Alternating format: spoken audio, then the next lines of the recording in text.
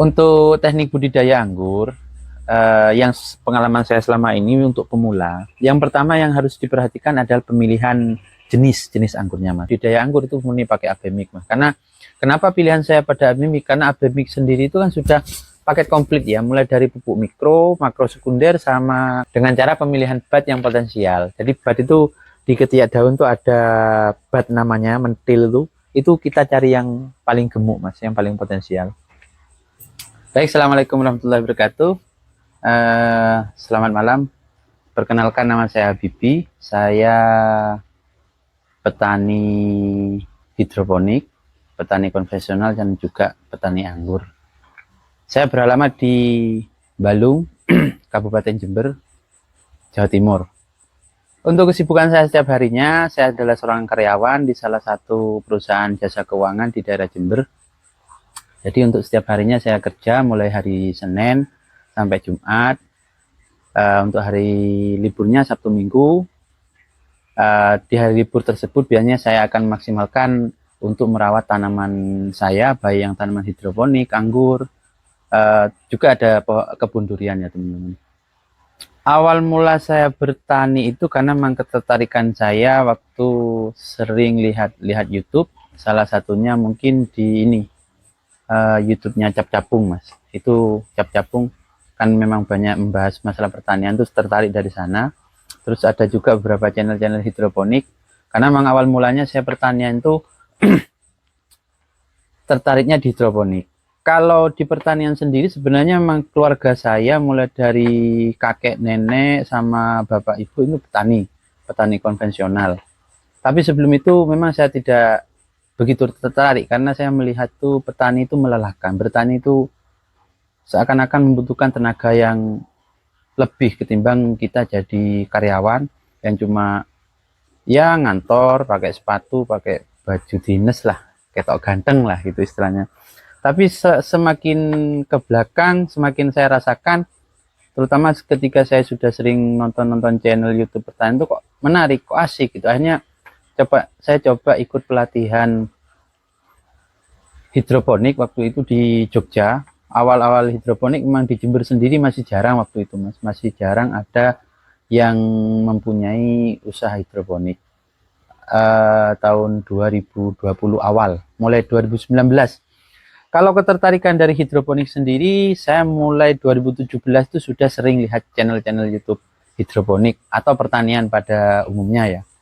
Tapi actionnya itu di 2020. Itu apa itu? Istilahnya selama perjalanan ini kesulitan saya dalam memulai pertanian, khususnya di bidang hidroponik itu memang karena yang pertama modal, Mas. Modal memang di dunia hidroponik kalau awal-awal itu memang sangat terasa karena kita harus menyiapkan seperti guli hidroponik atau guli modifikasi, kayak rangka-rangkanya itu memang banyak untuk modal awal. Tapi setelah kita punya ya tidak butuh pengeluaran yang besar lagi sih, hanya untuk mungkin benih, nutrisi, dan lain-lain itu saja.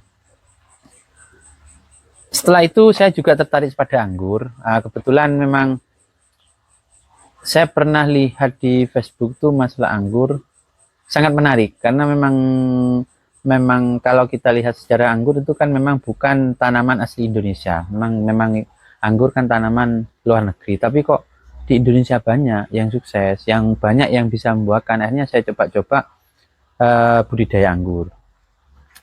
Awal saya pertama tanam anggur itu adalah jenis Transfiguration sama Beauty Krasovka. Alhamdulillah sekarang sudah berbuah beberapa kali, sudah berbuah hampir 4 kali sampai 5 kali panen. Untuk yang jenis Beauty Krasovka, untuk yang jenis Tran malah tidak pernah berhenti berbuah, Mas. Jadi pangkas, yang sini panen, keluar yang satunya keluar bunga terus seperti itu. Untuk varian Tran. Untuk teknik budidaya anggur, yang pengalaman saya selama ini untuk pemula, yang pertama yang harus diperhatikan adalah pemilihan jenis anggurnya, Mas. Jenis atau varietas anggur yang kita pilih. Karena banyak jenis anggur itu yang mudah dibuahkan dan juga banyak yang sulit untuk dibuahkan. Makanya jangan tertarik dengan iklan ya, atau jenis bentuk buah kayak contoh kayak Sun Muscat itu kan memang sangat cantik mas. Sun Muscat terus Moondrop itu bagus memang, anggurnya memang sangat menarik, tapi ketika kita budidaya itu memang sangat sulit untuk dibuahkan. Nah itu untuk pemula sebaiknya dihindari, karena pemula itu yang sepengalaman saya pengennya itu cepat-cepat menikmati anggur itu dari kebun sendiri. Makanya harus pemilihan varietas. Untuk jenis-jenis anggur yang mudah dibuahkan tuh ada Goswi. Terus ini saya bicara di kebun saya ya. Bicara jenis atau varietas yang ada di kebun saya. Ada Goswi, Beauty Krasotka, terus Cherny Crystal, yang sedang berbuah di belakang saya ini ada Pestrit, Ilaria, Trans, sama Harold, Jupe, dan Tamaki. Itu adalah salah satu jenis-jenis anggur yang mudah dibuahkan. Terus untuk jenis-jenis yang sulit dibuahkan, ini di kebun saya ya, karena dulu memang karena pemula, jadi tidak tahu mana yang mudah, mana yang enggak. Saya cuma tertariknya pada ini kan mas, pada gambar ya, foto atau bentuk buahnya. Ini di sini ada Sun Muscat, yang kedua Taldun ya, tapi Taldun ini masih tidak patennya, masih banyak teman-teman yang bisa membuahkan. Cuma di sini dan beberapa teman yang saya kenal itu agak sulit membuahkan. Sebaiknya itu dihindari. Terus pernah juga saya punya Moondrop. Itu juga sudah saya eksekusi ya, karena memang lama pembuahannya. Ini coba saya, ini Sun Muscat ini sudah saya pangkas pembuahan. Pernah berbuah 1 kali untuk Sun Muscatnya di usia 1 tahun baru berbuah, itu pun cuma bawa 2 dompol. Kalau dibanding dengan effort kita untuk merawat anggur jenis Sun Muscat ini kayaknya gak sebanding gitu. Terlalu banyak yang kita keluarkan dan hasilnya kurang maksimal. Itu untuk pemula ya. Saya untuk yang sudah senior mungkin mudah lah. Tuh.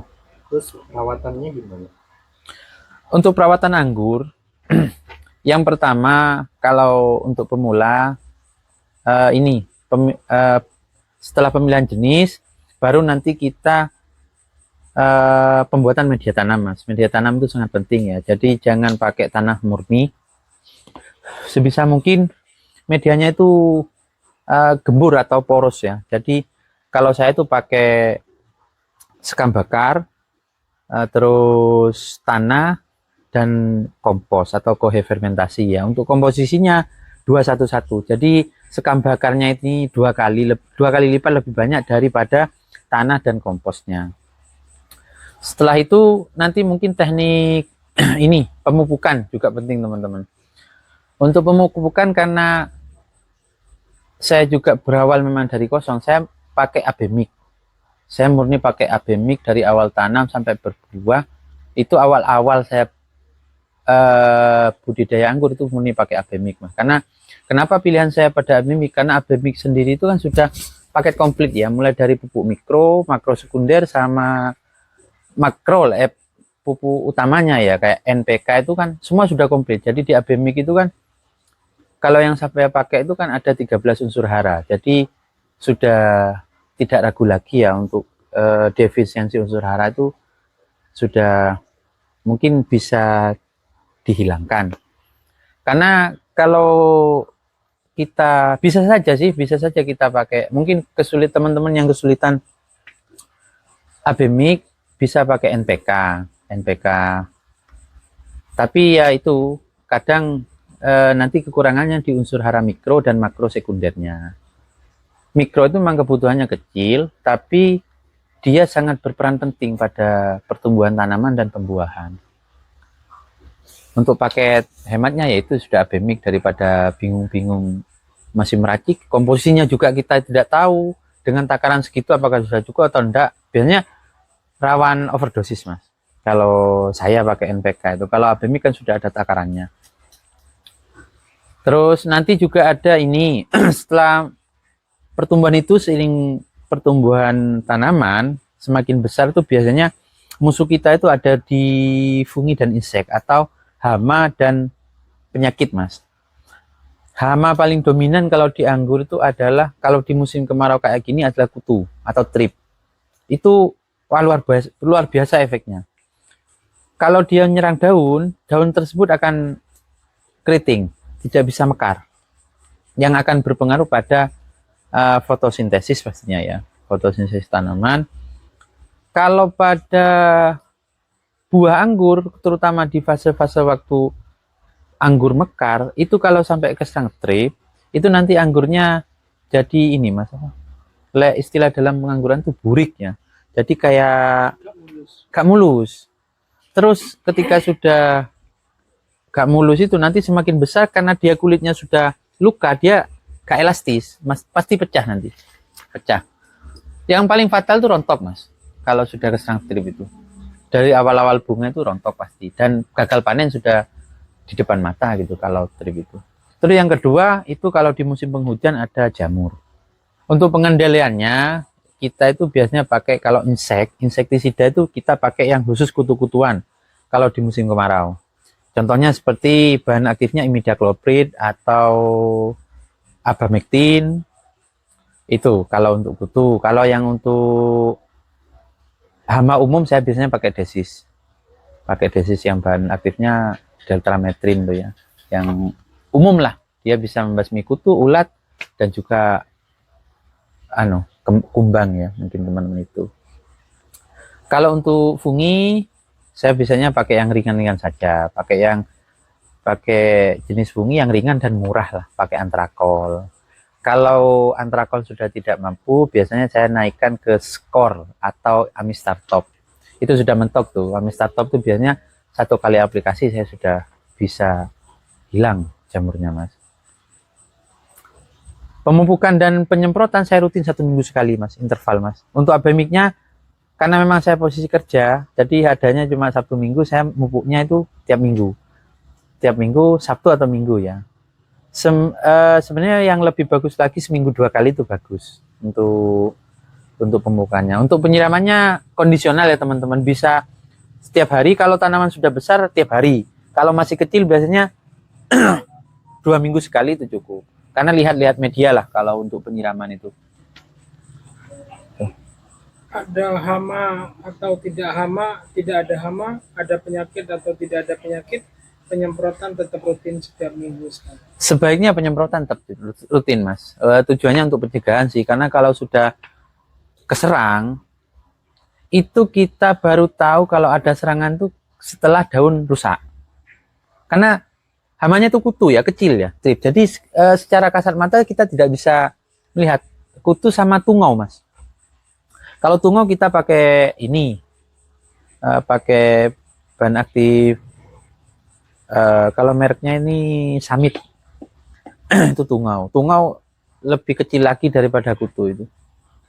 Jadi itu wajib. Tapi tungau jarang sih, jarang nyerang sih. Biasanya tungau itu memang musim kemarau. Yang banyak itu memang kutu-kutuan. Gitu mas. Ya jamur. Sebaiknya memang kita lebih baik mencegah kan daripada mengobati. Itu. Untuk teknik pembuahan anggur, biasanya saya itu melihat kondisi tanaman dulu ya. Kalau memang sudah siap dibuahkan atau sudah ada ciri-ciri untuk dibuahkan, kayak seperti daun tua sudah mengkerut ke bawah sama batang sudah mulai kecoklatan, itu biasanya kita dosis untuk pemupukannya kita naikkan mas. Jadi 1 bulan sebelum saya pangkas itu biasanya dosis saya naikkan 2 kali lipat untuk abemiknya. Jadi kalau sebelumnya itu saya untuk vegetatif itu pakai 10 ml per liter, itu ketika prageneratif saya mainnya itu 20 ml per liter. Itu 4 kali aplikasi interval 7 hari. Selama 4 kali. Baru nanti setelah 4 kali aplikasi, setelah pemupukan terakhir, hari ini dipupuk, besoknya saya pangkas. Seperti itu. Tanpa teknik stres air ya, kalau jenis-jenis yang saya sampaikan ini tidak butuh stres air sih. Kita pangkas saja pasti bawa buah. Beda dengan jenis-jenis yang sulit kayak Sun Muscat dan lain-lain itu butuh stres air. Stres air itu biasanya kurang lebih 15 harian kita tidak melakukan penyiraman. 15 hari bahkan ada yang sampai 1 bulan mas, gak disiram. Sampai daun tuh bener-bener rontok, kuning lah, kuning kayak tanaman mau mati, itu baru kita nanti siram jenuh, kita potong. Siram jenuh diikuti dengan pupuk juga ya. Itu setelah pemupukan terakhir. Setelah pemupukan terakhir, kalau untuk yang jenis, Disetreskan itu. ya yang jenis-jenis sulit dibuahkan. Kalau jenis-jenis yang gampang yang saya tadi sebutkan itu tidak usah teknis stres air. 4 kali aplikasi pupuk itu H+1 setelah pemupukan terakhir baru kita pangkas. Dengan cara pemilihan bat yang potensial. Jadi bat itu di ketiak daun tuh ada bat namanya mentil itu kita cari yang paling gemuk mas, yang paling potensial. Setelah kita pangkas, kalau saya sampai dengan bat itu pecah atau keluar tunas baru, saya tidak lakukan penyiraman dan pemupukan. Baru nanti setelah mata batnya itu pecah, keluar tunas baru, syukur ya bawa bunga ya, itu baru kita lakukan pemupukan. Kembali ke pemupukan generatifnya dulu. Kembali ke teknik pemupukan pertama. Jadi dosis 10 ml per liter seperti itu. Nanti seiring waktu baru kita naikkan lagi untuk dosisnya untuk fase pengisian dan pematangan buah. Seperti itu. Bat ini apakah akan pecah sendiri atau perlu treatment untuk mengeluarkan memecahkan bat? Kalau untuk tunas yang saya sebutkan tadi ya, peralihan dari coklat ke hijau itu tidak perlu mas, tidak perlu kita lakukan treatment khusus. Jadi tanpa kita lakukan treatment itu sudah pasti pecah. Beda lagi dengan tersier yang sudah memang tua atau coklat ya. Itu kita memang disarankan pakai ini, pakai Dormek namanya mas. Jadi kita olesi di bat itu pakai Dormek. Cuma itu untuk varian-varian yang sulit tadi ya. Karena kalau varian sulit memang nanti memang batang tuh benar-benar tua mas, coklat sampai. Sebenarnya pecah sih pecah, walaupun kita tidak aplikasi Dormek tetap pecah. Cuma biasanya pecahnya nggak merata, ada yang pecah, ada yang tidak, itu yang ditakutkan. Jadi biar pecahnya merata untuk jenis tanaman yang sulit tadi atau batang tua, itu kita pakai Dormek. Tujuannya biar pecahnya serentak. Kalau jenis-jenis yang gampang nggak usah sih. Terus ketika nanti sudah pecah bat dan alhamdulillah kalau bawa bunga ya, nanti itu ada namanya fase brokoli. Fase brokoli itu dimana bunga belum mekar mas. Yang kedua fase bunga mekar itu nanti setelah bunganya mekar kayak polinasi lah istilahnya. Terus full bloom sama buah sudah nanti. Yang paling penting poinnya ketika brokoli sama bunga setelah mekar, usahakan ini jangan sampai terserang jamur atau kutu mas. Karena ketika brokoli atau bunga sudah mekar, terutama ketika bunga sudah mekar ya, karena kita ketika bunga mekar itu tidak bisa melakukan penyemprotan. Jadi kalau masih brokoli kita bisa masih lakukan penyemprotan, pencegahan untuk hama dan hama dan penyakit itu masih bisa kita semprot. Setelah bunga itu mekar, itu kita dilarang penyemprotan. Memang fatal akibatnya. Kalau kita melakukan penyemprotan fungi dan insek ketika bunga mekar, yang pertama itu rontok. Karena mungkin dia menggagalkan penyerbukan itu ya, menggagalkan itu. Yang kedua, kalaupun tidak rontok, pasti nanti yaitu kayak burik mas. Ada bercaknya, buah itu gak mulus nanti. Itu sudah. Makanya ketika bunga mekar kita hindari dulu.